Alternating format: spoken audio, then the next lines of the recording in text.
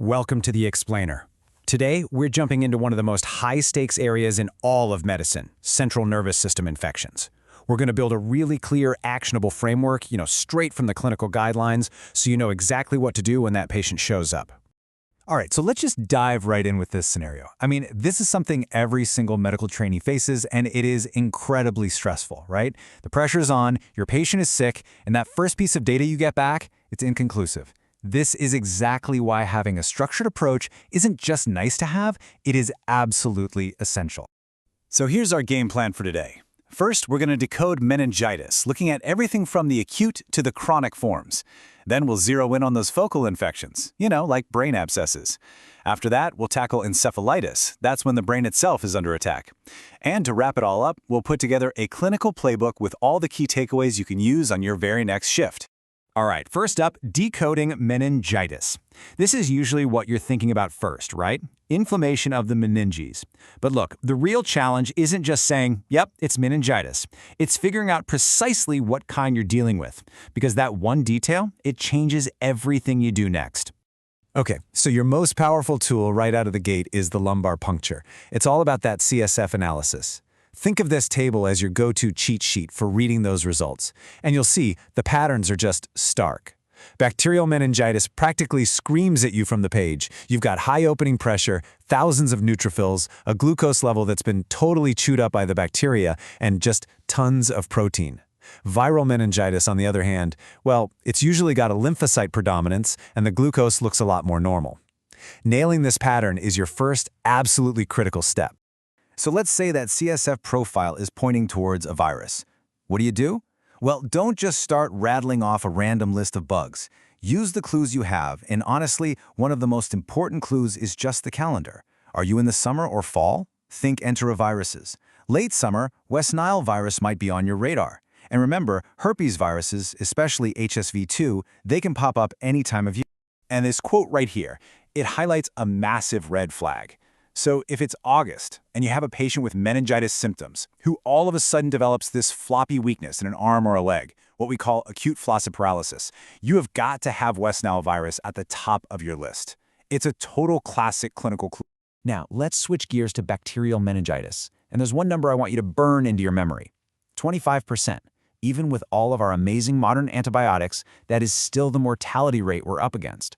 This single number is why we act so aggressively, so fast. With this disease, time is brain and time is absolutely life. Okay, this is your protocol for that first hour. The 4 steps you have to take, immediately. 1, get blood cultures. 2, start the empiric antibiotics and dexamethasone right away.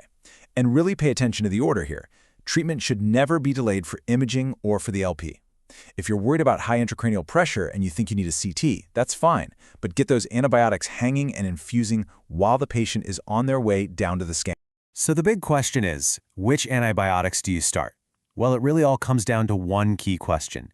Does your patient need coverage for Listeria monocytogenes? If they're over 50 years old or they're immunocompromised in some way, the answer is a big yes.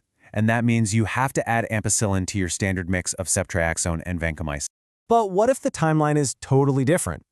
What if the symptoms haven't been hitting hard for hours, but have been kind of smoldering for weeks, maybe even months? Well, now you're in the world of subacute or chronic meningitis. And that completely flips your differential diagnosis on its head. You've got to shift your thinking away from the usual bacteria and start considering things like tuberculosis, fungi like Cryptococcus, or even parasites. And this slide gives us a really striking visual of one of those parasitic causes, neurocystic ursicosis. This is actually a leading cause of seizures around the world, and it's caused by the pork tapeworm. The diagnosis is often made with imaging, just like this MRI, where you can clearly see those classic cystic lesions right inside the brain tissue. All right, on to our next section. We're going to shift our focus now. We're moving away from that diffuse inflammation of the meninges, and we're going to zero in on localized, walled-off infections inside the CNS itself. And we're going to start with brain abscesses. When you're thinking about a brain abscess, the very first question you should ask yourself is, where did this thing come from? And as this chart shows, about half the time it's spreading from a nearby infection. Think about sinusitis spreading to the frontal lobe. Figuring out the likely source is a massive clue. It helps you guess what bug you're fighting, and that guides your empiric therapy, your best guess antibiotic choice, right at the start. Now, this number, 2.5 centimeters. This is a super critical threshold for management, and here's why. For a brain abscess, size really matters.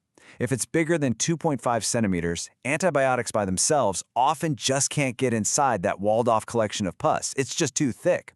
So these patients almost always need a surgical consult for drainage. You've got to get source control. In this table here shows you exactly how to tailor that therapy based on the source. So if the history makes you think it came from a dental infection, you're going to need killer coverage for oral anaerobes. That's why you see penicillin plus metronidazole. But if it's more likely coming from the sinuses, something like a third-generation cephalosporin plus metronidazole is a much better choice. See? It's all about making an educated guess based on where you think the primary infection started.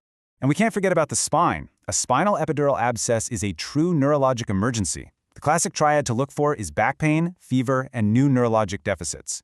If you see that constellation of symptoms, the very next step is an urgent MRI of the spine. You need to confirm the diagnosis and map out the infection for the surgeons.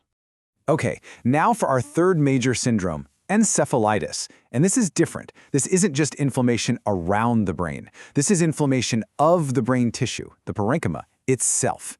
This is the brain under direct attack. So, what exactly is encephalitis from a clinical standpoint? This formal definition is actually super helpful. The key feature, the major criterion, is altered consciousness that lasts for more than 24 hours. Then, to really clinch the diagnosis, you combine that with at least 3 of the minor criteria, like fever, seizures, or new focal neurologic findings. This gives us all a standard to work from, so we're all talking about the same thing. Listen, if you remember only one thing about encephalitis, please make it this. Herpes simplex virus 1. It is the most common cause of sporadic fatal encephalitis, and, this is the important part, it's treatable. But you have to be fast. Any delay in starting treatment leads to a worse outcome. So you have to start IV acyclovir empirically. That means on suspicion alone. Do not wait for that CSF PCR result to come back. But your differential diagnosis can't just stop with HSV. You also have to think about VZV. That's the chickenpox and shingles virus. It's a commonly missed cause, but it's also treatable, and it can even show up without any rash.